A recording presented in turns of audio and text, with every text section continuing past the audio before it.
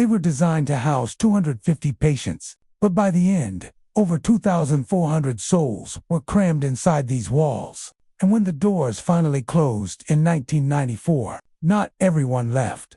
Tonight, we enter the Trans-Allegheny Lunatic Asylum in Weston, West Virginia, where the line between the living and the dead disappeared long ago, where patients who died decades ago still walk the corridors, still call for help, still waiting for someone to hear their whispers.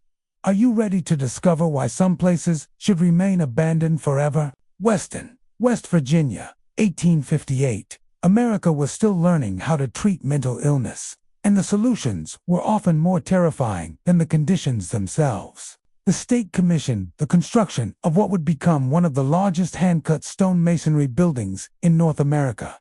Construction began on the asylum in 1858, but it couldn't have happened at a worse time. All construction halted in 1861 with the start of the Civil War. For 3 long years, the partially built asylum stood empty, like a stone skeleton waiting for flesh.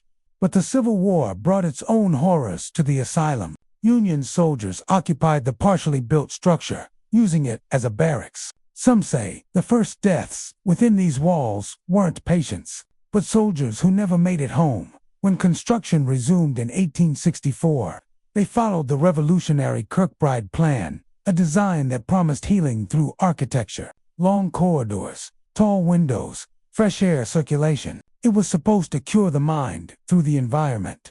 The asylum was open to patients from October 1864 until May 1994. For 130 years, this building served as both sanctuary and prison for West Virginia's mentally ill.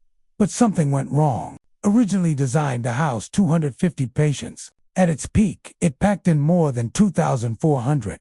The healing environment became a nightmare of overcrowding, abuse, and death. By the 1950s, the asylum had become a human warehouse. Patients slept in hallways, bathrooms, anywhere space could be found. The beautiful gardens were paved over to make room for more buildings. The curative architecture became a maze of suffering. Staff members were overwhelmed, understaffed, and treatments ranged from experimental to barbaric. Lobotomies were performed with ice picks. Electroshock therapy was administered without anesthesia. Patients were restrained for days, sometimes weeks, forgotten in corners of the massive building. And then the deaths began. Not the natural deaths you'd expect in a medical facility, but mysterious deaths. Patients found dead in their beds with no explanation. Others discovered in locked rooms they couldn't have entered. Bodies that seemed to have been moved after death.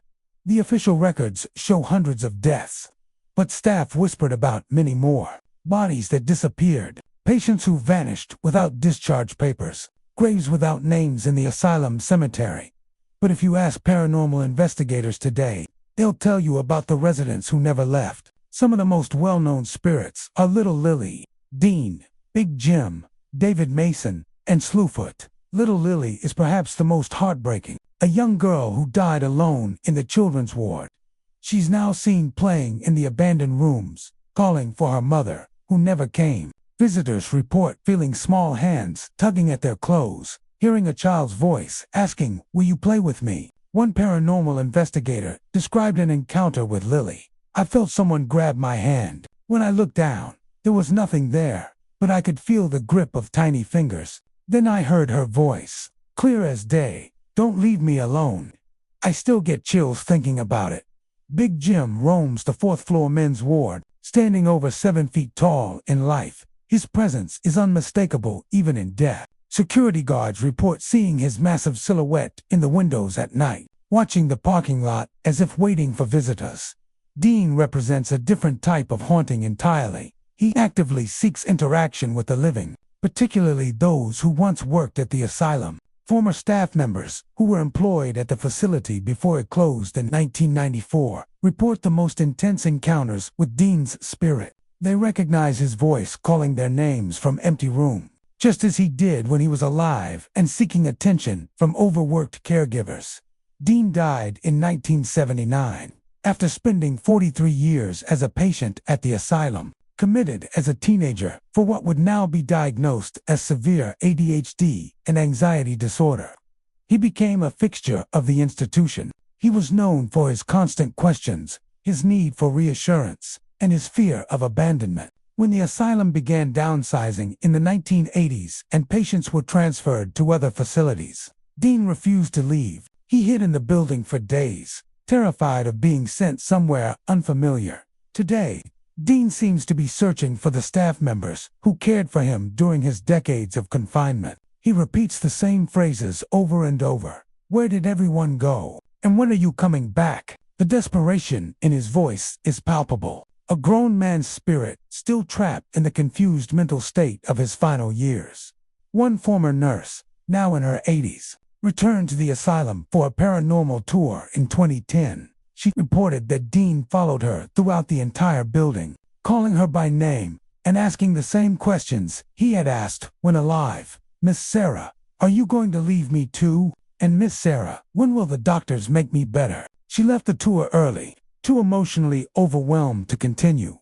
David Mason presents yet another facet of the asylum's ongoing spiritual activity. Unlike the other well-known spirits, David seems to be stuck in a perpetual loop of his death experience. Historical records show that David died by suicide in 1950, hanging himself in his room using bedsheets after learning that his family had moved away without leaving a forwarding address.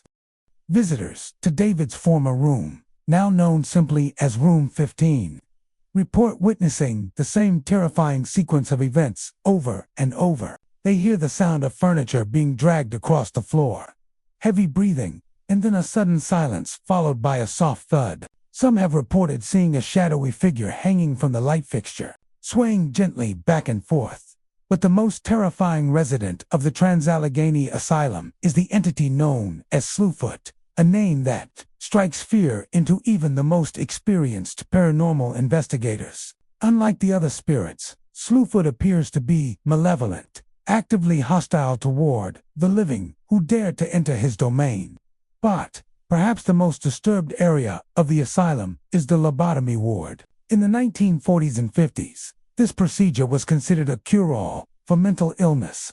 Patients were often given lobotomies without consent, sometimes without even being told what was happening. Dr. Walter Freeman, known as the Ice Pick Lobotomist, visited the Trans-Allegheny Asylum multiple times. His records show he performed dozens of procedures here, many on patients as young as 12 years old. The lobotomy ward is now the most active paranormal location in the entire asylum. The building has had apparition sightings, unexplainable voices and sounds, and other paranormal activity reported by guests, staff, and paranormal investigation shows. Investigators consistently report the same phenomena: surgical lights turning on by themselves, the sound of procedures being performed on empty operating tables, and most disturbing of all, the screaming. One ghost hunter described spending just 10 minutes in the lobotomy ward. The temperature dropped 20 degrees in seconds. We heard drilling sounds, like a medical drill going through bone, but there was no equipment turned on. Then we heard a voice say, "Make it stop. Please make it stop." We left immediately. Cyphus Ghost Hunters, Ghost Hunters Academy, the Travel Channels, Ghost Adventures, and Paranormal Challenge have all investigated the Trans-Allegheny Asylum. Each team captured evidence that professional skeptics couldn't explain. The most compelling evidence comes from the electronic voice phenomena captured throughout the building. Voices speaking in languages that were never spoken by patients. Names being called that don't appear in any hospital records. And most chilling of all, conversations between multiple spirits, as if they're still interacting with each other decades after death. "I arrived from my overnight ghost hunt," wrote one investigator for Washingtonian magazine. "What she experienced defied explanation. I saw figures walking through walls. I heard my name called by voices I didn't recognize. But the worst part was the feeling that I wasn't just observing the spirits, they were observing me." Beneath the asylum lies a network of tunnels that connected the main building to the morgue, the coal plant, and several outbuildings. These tunnels served a practical purpose. Staff could transport bodies without other patients seeing them. But the tunnels became something else entirely. During overcrowding, patients were sometimes housed in the basement. Records from the 1960s describe inhumane conditions, patients chained to pipes, living in their own waste, forgotten by the outside world. Today, the tunnel system is considered the most dangerous area of the asylum, not because of structural damage, but because of the concentrated paranormal activity. Multiple investigators have reported being physically attacked by unseen forces while underground. One paranormal researcher documented his experience. Something grabbed me from behind and dragged me backwards. I have bruises on my arms from fingers I couldn't see. When I called out, asking what they wanted, a voice answered, "We want out." But the most terrifying part was that it wasn't just one voice. It was dozens. The Trans-Allegheny Lunatic Asylum officially closed its doors in May 1994. The last patients were transferred to more modern facilities. The building was locked, secured, and left to decay. But closure doesn't mean abandonment, not for everyone. Today, the 160-year-old asylum offers tours to those brave enough to enter. But even the current caretakers admit that some areas remain off. Some doors are kept locked, not because of structural damage, but because of what lies behind them. The evidence is overwhelming and consistent. Hundreds of witnesses over decades have reported the same phenomena. Voices calling for help from empty rooms, figures walking through walls, the sound of medical procedures being performed in abandoned operating theaters. But perhaps the most disturbing aspect isn't what the spirits do, it's what they want. Every paranormal investigator reports the same message from the asylum's ghostly residents. They don't know they're dead. They're still waiting for treatment, still hoping someone will help them. The Trans-Allegheny Lunatic Asylum stands as a monument to America's dark treatment of mental illness. But it's also something else, a place where the boundary between life and death has been permanently shattered. Thousands have been committed to the asylum over the years, and hundreds, unfortunately, died here. The question isn't whether they're still there. After decades of documented encounters, that's been answered. The real question is, what do they want? Are they trapped between worlds, reliving their suffering for eternity? Or are they trying to tell us something we're not ready to hear? We're still waiting.